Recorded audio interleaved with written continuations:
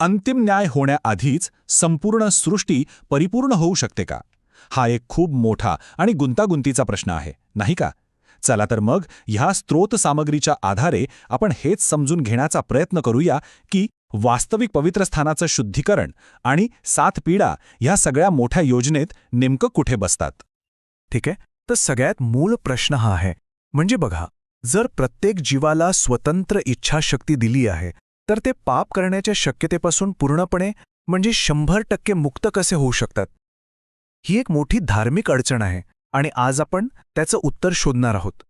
चला, सगळ्यात आधी आपण मूळ समस्या काय आहे ते बघूया.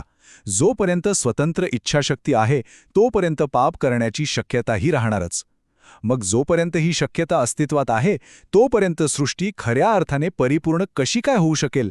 हीच ती वैश्विक अडचण आहे ज्याबद्दल आपण बोलत आहोत. तर वास्तविक पवित्रस्थान म्हणजे नेमकं काय? हे फक्त स्वर्गातलं एखादं मंदिर नाही, तर हे ते स्थान आहे जिथे स्वतः परमेश्वर राहतो. आणि त्याचं शुद्धीकरण, ही संकल्पना पापांची क्षमा करण्यापेक्षा खूप मोठी आहे. याचा अर्थ आहे नीतिमान जीवांच्या मनातून पाप करण्याची शक्यताच कायमची काढून टाकणे. पण मग प्रश्न उरतो की पापाचं मूळ कारण तरी काय आहे? स्त्रोत सामग्री सांगते की याचं मूळ आहे परमेश्वराच्या प्रेमावर आणि न्यायावर होणाऱ्या शंकेमध्ये.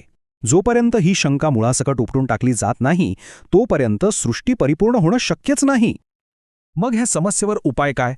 तर स्त्रोत सामग्री काय सांगते माहितीये की परमेश्वर स्वतःच्या चारित्र्याचा एक असा जबरदस्त पुरावा संपूर्ण सृष्टीसमोर ठेवतो की ही शंका कायमचीच मिटून जाते. हा पुरावा कसा समोर येतो हे पाहणं इंटरेस्टिंग आहे. याची एक खास क्रमवारी आहे. सुरुवात होते क्रूसापासून, जिथे परमेश्वराचं प्रेम आणि न्याय एकाच वेळी दिसतात.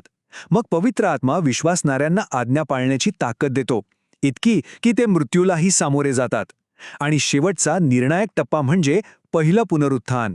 इथे हे हुतात्मे मृत्यूवर विजय मिळवतात आणि हाच तो पुरावा आहे, एक असा पुरावा ज्याला कोणी नाकारूच शकत नाही. याचा परिणाम काय होतो? तर तो खूप मोठा आहे. ह्या एका घटनेमुळे अख्ख्या विश्वासाठी परमेश्वराच्या आज्ञा किती खऱ्या आणि योग्य आहेत हे सिद्ध होतं. आता शंकेला जागाच उरत नाही. स्त्रोत सामग्रीमधलं एक वाक्य तर हाच मुद्दा अगदी स्पष्ट करतं. पहिलं पुनरुत्थान हाच तो अंतिम पुरावा आहे जो नीतिमान जीवांची स्वतंत्र इच्छाशक्ती परिपूर्ण करायला पुरेसा आहे. म्हणजे बघा, यानंतर दुसऱ्या कुठल्याच पुराव्याची गरजच उरत नाही. आणि ज्या क्षणी हा पुरावा सिद्ध होतो त्याच क्षणी फक्त स्वर्गातच नाही तर पृथ्वीवरही काही मोठ्या घडामोडी सुरू होतात. हा एक टर्निंग पॉइंट आहे असं समजा. या एका क्षणी सगळं काही बदलतं. याचा परिणाम अगदी सरळ आणि खूप प्रभावी आहे. परमेश्वराचं चारित्र्य पूर्णपणे सिद्ध झाल्यामुळे नीतिमान जीवांच्या मनातून शंकेचं बी कायमचं उपटलं जातं. त्यांची स्वतंत्र इच्छाशक्ती परिपूर्ण होते आणि त्यांच्याकडून पुन्हा पाप होण्याची शक्यता कायमची संपते. आणि हे सगळं एकाच वेळी घडतं हे लक्षात घ्या. म्हणजे एकाच वेळी 2 वेगवेगळ्या ठिकाणी 2 मोठ्या घटना घडत असतात. स्वर्गात त्या वास्तविक पवित्र स्थानाचं शुद्धीकरण सुरू होतं आणि जोपर्यंत ते पूर्ण होत नाही तोपर्यंत कोणीही आत जाऊ शकत नाही. आणि त्याचवेळी पृथ्वीवर जे पश्चात्ताप करत नाहीत त्यांच्यावर परमेश्वराच्या न्यायाच्या 7 पिढ्यांचा वर्षाव सुरू होतो. आता या सगळ्या शेवटच्या काळातल्या घटना आपल्याला कशा समजणार? तर त्यासाठी एक प्राचीन भविष्यवाणीचा आराखडा आहे. जुन्या करारातला प्रायश्चित्ताच्या दिवसाचा विधी, तो जणू काही या सगळ्या वैश्विक घटनांचा एक नकाशाच आहे. या तक्ताकडे बघितलं की ही गुंतागुंतीची गोष्ट एकदम सोपी होऊन जाते. बघा, प्राचीन काळात जसं मंडपाचं शुद्धीकरण व्हायचं त्याचप्रमाणे आता स्वर्गातल्या वास्तविक पवित्र स्थानाचं शुद्धीकरण होतं.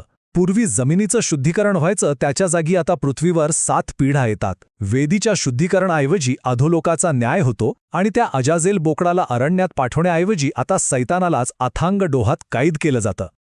म्हणजे यावरून आपल्याला काय कळतं? तर या घटना काही अचानक कशाही घडत नाहीयेत.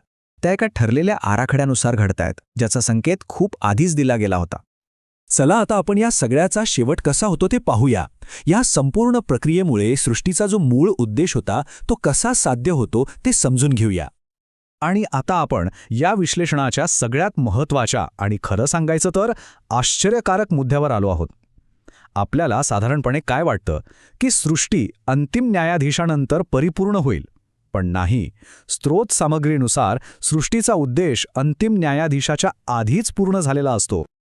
यामागचा तर्क अगदी सरळ आणि स्पष्ट आहे. चला आपण तो पुन्हा एकदा पाहूया. पहिल्या पुनरुत्थानाने देवाचं चारित्र्य सिद्ध होतं. त्यामुळे नीतिमान जीवांच्या मनातून शंका निघून जाते. शंका गेल्यामुळे त्यांची स्वतंत्र इच्छाशक्ती परिपूर्ण होते आणि पापाची शक्यताच संपते. आणि अशा प्रकारे सृष्टीचं अंतिम ध्येय साध्य होतं. स्त्रोत सामग्रीमधील हे वाक्य जणू काही या सगळ्या विश्लेषणाचं सारच एका ओळीत सांगतं.